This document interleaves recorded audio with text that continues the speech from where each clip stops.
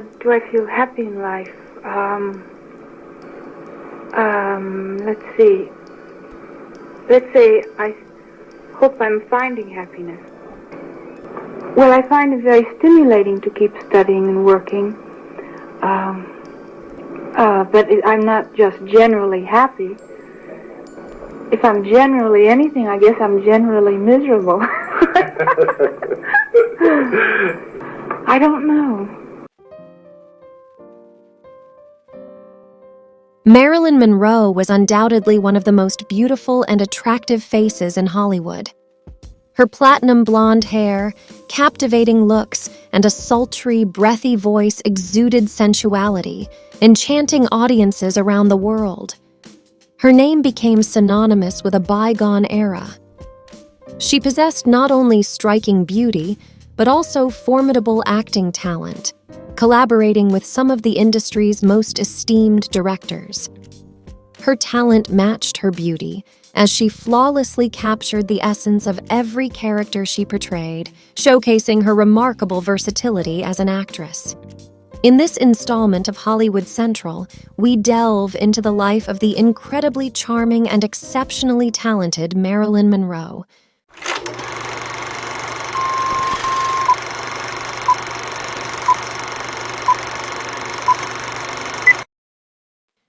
Marilyn was born on June 1, 1926, as Norma Jean Mortensen, later baptized as Norma Jean Baker in Los Angeles, California, the epicenter of the global film and television industry. She was born into a period that preceded the Great Depression, which began just 3 years later in 1929 with the infamous stock market crash. This economic catastrophe persisted throughout the 1930s, finding resolution only with the onset of World War II in the early 1940s. She entered the world during a time characterized by significant uncertainty and great hardship. Raised by a mother grappling with mental health challenges and without knowledge of her father, Norma Jean endured a very challenging upbringing. She spent the majority of her early years in foster care and orphanages, requiring her to mature rapidly and assume responsibility for herself.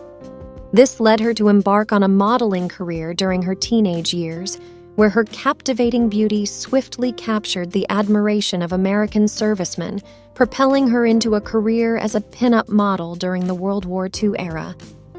By the late 1940s, she made a pivotal decision to venture into acting, undergoing a transformation that included a change in her hair color and the adoption of the stage name Marilyn Monroe. This bold step led her to sign a contract with 20th Century Fox, marking the start of her acting career. Her breakthrough occurred in the early 50s with notable roles in films like The Asphalt Jungle and All About Eve. However, it was her exceptional performance in Gentlemen Prefer Blondes that firmly established her as a highly accomplished and renowned figure in Hollywood. Subsequently, she graced the silver screen in a series of iconic films, including Some Like It Hot and How to Marry a Millionaire. Marilyn's iconic blonde hair, voluptuous figure, and alluring, breathy voice became synonymous with sensuality and beauty, solidifying her status as a symbol of classic Hollywood glamour. She is most famously remembered for her iconic moment in the white dress from The 7-Year Itch. While she thrived in Hollywood, the same couldn't be said for her personal life, which was fraught with turmoil. Marilyn endured a series of high-profile marriages, including one with baseball legend Joe DiMaggio and another with playwright Arthur Miller, who wrote her 1961 film, The Misfits. Before these unions, she was first wed at the tender age of 16, a marriage that ended in divorce. As one of the most renowned actresses of her time, her subsequent marriages were constantly subjected to intense public scrutiny. Allegations of infidelity plagued both relationships, compounded by her struggles with mental health, including depression and anxiety, which led to substance abuse issues. Her marriage to Joe DiMaggio lasted a mere 9 months before ending in divorce in 1955. Her third marriage to Arthur Miller lasted for 5 years, but ultimately dissolved in 1961. Differences in lifestyles, including Miller's intellectual pursuits and Marilyn's thriving Hollywood career, played a role in the marital dissolution. The demands and pressures of her Hollywood career often took precedence over her personal life. Do I feel happy in life?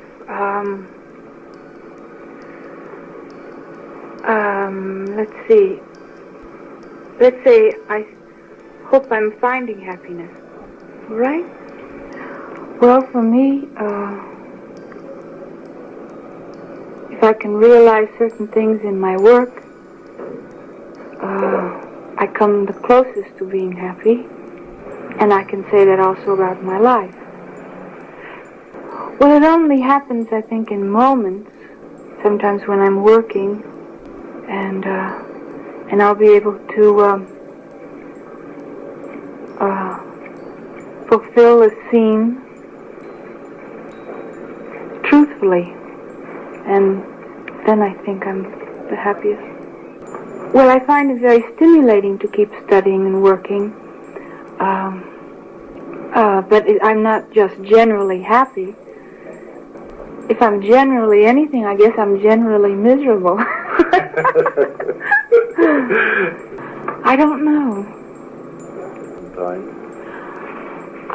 Sometimes, I think. Do you like? I don't know. I think sometimes I do, sometimes I don't. Which is natural, I guess, for everyone. I would like to be more sociable than I am. On some days. Sometimes I'll chat when I'm not pleased, but sometimes the work itself requires more, that I'm quiet and to myself more.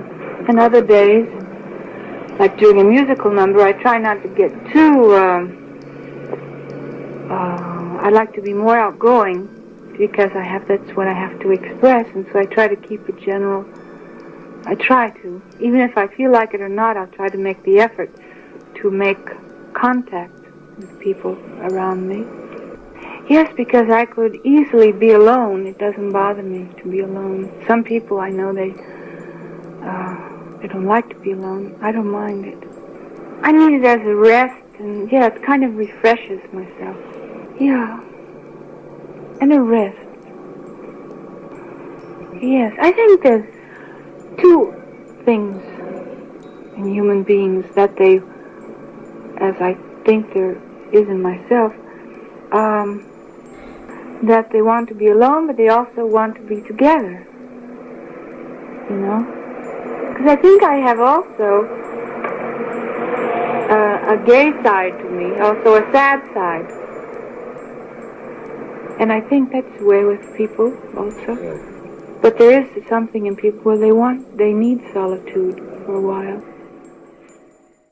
If the turmoil in her personal life wasn't distressing enough, the year following her divorce from her third husband, a tragic event unfolded on August 5th, 1962. Marilyn was discovered lifeless in her home in Brentwood, Los Angeles, at the young age of 36.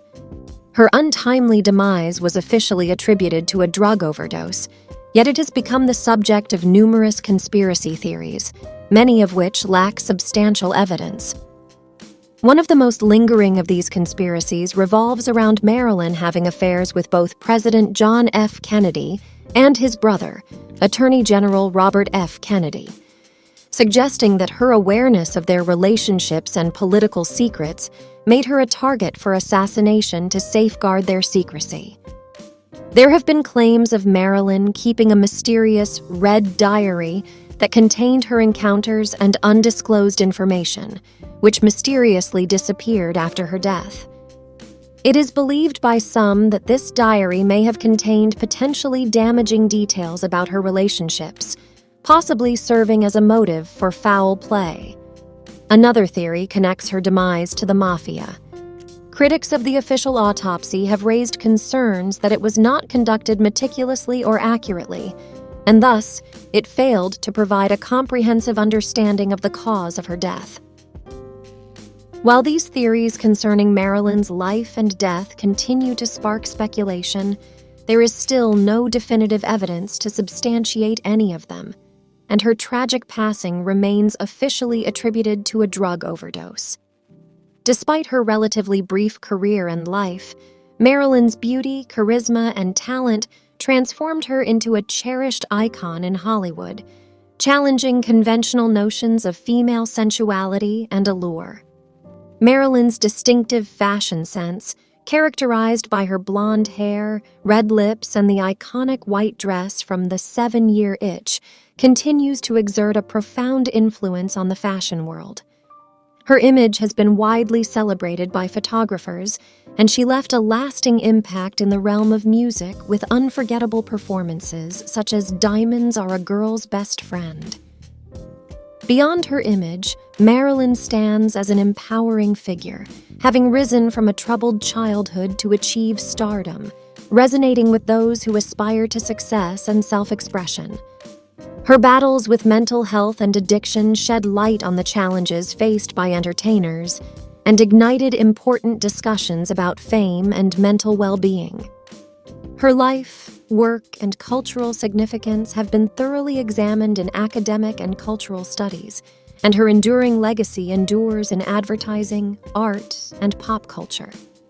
She remains an enduring and iconic figure in the entertainment industry, captivating audiences today just as she did during her time.